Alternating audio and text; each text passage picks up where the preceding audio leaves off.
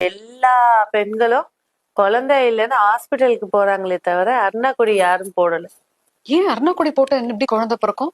அருணாக்குடி அந்த இடுப்பு உங்களுக்கு வந்து கர்ப்பப்பை இருக்கிறது வந்து அந்த இடுப்பு பெல்ட் சைடு தான். ஆமா, அந்த சைடுல நீங்க வெள்ளி போடுங்க, உங்க கர்ப்பப்பை வந்து மலர ஆரம்பிக்கும்.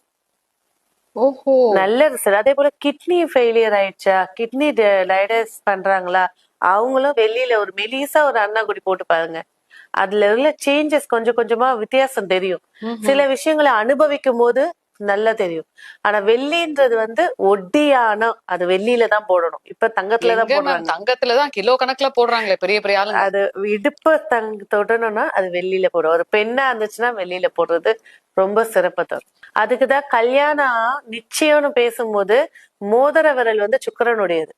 அங்கதான் மோதிரத்தை போடுவாங்க. மோதிரத்தை போட்டு பொண்ணை வந்து பரிசம் போடுறோம்னுவாங்க. பரிசம் போட்டு பொண்ணை எங்க பொண்ணா மாத்திக்கிட்டோம், ஒப்பந்தம் போட்டுட்டோம்னுவாங்க. இந்த இடத்துல மோதிரம் போடும் போது இந்த அடிப்பகுதி தொப்புள் பகுதி ஆக்டிவேட் ஆகும்.